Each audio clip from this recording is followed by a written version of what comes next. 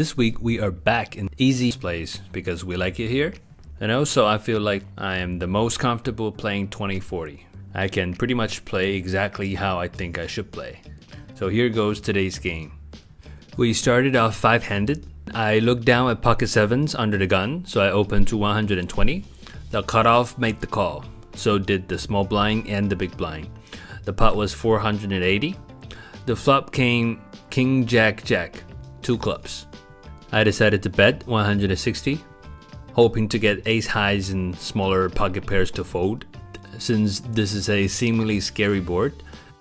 But the cutoff called the 160, and the small blind decided to raise it up to 400. The big blind folded, and I decided to fold as well. The cutoff, easy, all of a sudden raised to 1,200, which was weird, but that's easy.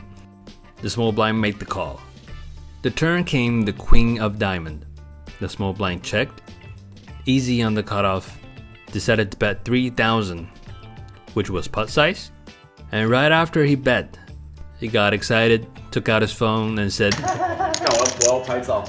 I need to take a picture of this board. Right then, everybody knew he had a good hand. The small blind decided to fold. Easy now put out the camera and asked for the last card, which came the 5 of clubs. He then flipped over pretty much the nuts. Queen Jack of diamonds, a turned full house. The small blind later said that he also had a jack.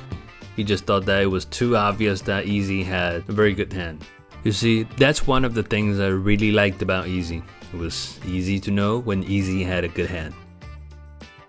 The next hand, I folded my trash. The hijack being Easy limped. The cutoff opened to 120. The button called the 120. And the big blind raised to 700. Both the hijack and the cutoff decided to fold, but the bottom made the call. They went heads up to the flop. The pot was 1,580. The flop came 977 rainbow. The big blind thought for a long time and decided to check. The bottom now bet 700, which was close to half pot. The big blind made the call. The turn came another small card. It came the 5 of diamond. The big blind now bet 1,700, which was a bit weird in my opinion. Being the pre-flop 3-better, it did not look like he had a 5. The bottom called the 1,700. The pot got really big. It was 6,380. The final card, the river, was the jack of clubs. The big blind decided to check. And the bottom quickly moved all in with 6,000, which was close to a pot size. So let's think about why he went all in. First, he think he had the range advantage. Second, he actually had the nuts. Third, it was drinking too much. The big blind did not think for a long time and made the call. The bottom first showed ace 6 offsuit, so he had just ace high. And to our surprise, the big blind flipped over 6-5 suited. So not only did he 3-bet pre-flop with a very mediocre hand, he also called the river all in with just a pair of 5s. The big blind later said that he didn't think the bottom would move all in with a good hand and would most likely check with a mediocre hand. So it was very likely just ace high. So I guess the answer was 1. The bottom think he had range advantage because he just called the pre-bet pre-flop.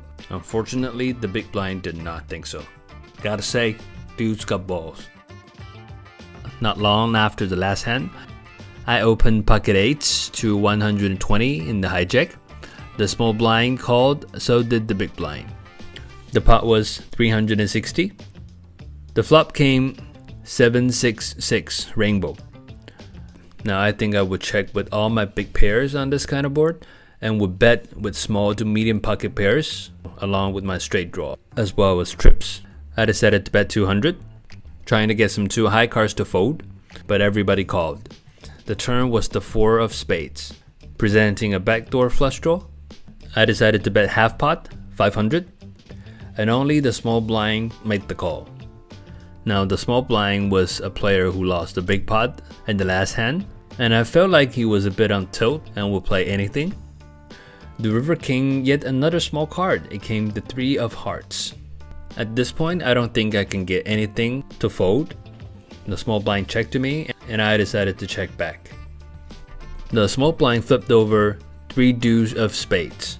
So he really just had a backdoor flush draw on the flop, and I guess he was just waiting for me to stop firing, and then he'll bet to try to take the pot. Anyway, happy to take down the pot. The next hand, being a fish that I am, I decided to limp with King 10 of diamonds under the gun. The hijacked, easy, raised to 140. The small blind and I both made the call. The pot was 460. The flop was a good flop. It came 9-4-3 with 2 diamonds. It all checked to easy in the hijack, and he c-bet 140. A very small bet, and all of us made the call. The turn arrived the queen of diamonds, so we made the second nut flush. But before I was able to do anything, easy in the hijack yelled out, "I'm taking the lead," and bet 140. But it wasn't his turn yet. I checked, and he bet 140, and I raised it up to 400. Easy made the call instantly. At this point, I thought he probably also had a flush, just not a big one. The final card, the 6 of diamond, putting a 4th diamond on the board, which was not good for me if he had 2 diamonds that were small. I decided to bet 1,200, and Easy immediately raised it up to 3,000. There's only one hand that beat me, and I stopped to think, was it possible that he made the nuts on the turn but did not raise me? Now, dude to my right noticed something and asked Easy, "You want to take pictures of the hand again?" Easy said, "Hell yeah." Man, I should have paid attention to this, because the last time he did this, he had a full house. While I was still contemplating, the dude to my right turned to me, shook his head, and told me to fold. When you're not in the hand, it's not a good idea to tell people what to do, but it's a friendly home game, so I guess it's side.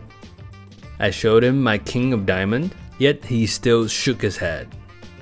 Well, I decided to make the call anyway, and of course, Easy flipped over ace-jack offsuit with the ace of diamond.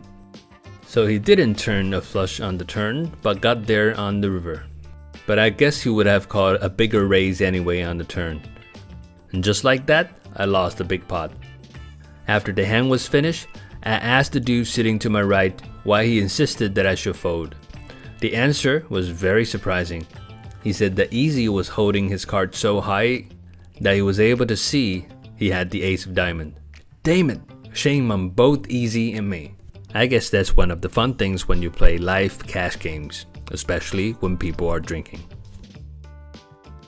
The next hand was a limp pot. Under the gun limped, so did the button. I looked down at Jack 9 offsuit on the small blind and decided to limp as well. The big blind checked. Family pot, the pot size was 160. The flop came King 10-4 with 2 diamonds. We have a gut shot straight draw as well as a backdoor flush draw. So when under the gun bet 40, I made the call, and the big blind called as well. The turn came the ace of diamond. Under the gun continued betting, he bet 120. I can still improve to a straight or a flush, so I made the call. And the river came the dream card, it came the queen of diamond. So for the first time in a live cash game, I made the royal straight flush. Let me say that again, the royal straight flush. I got very excited and decided to bet over pot. I bet 1,500. Part of the reason was that I think no one is going to call. 4 big diamonds on a board just looked very scary. The best possible diamond was the 9 of diamond. And also it was my first ever royal straight flush. And I didn't care if I didn't win a lot of money with this hand. Right after I bet, under the gun folded. So he most likely had no diamond. I flipped over my royal straight flush and felt good. Crazy players and crazy night. I feel like my poker skills have improved a bit, trying to analyze the hands, but that could very well be an illusion. Anyway, hope y'all have fun. Just like always, like the video and remember to subscribe. I will see you next time.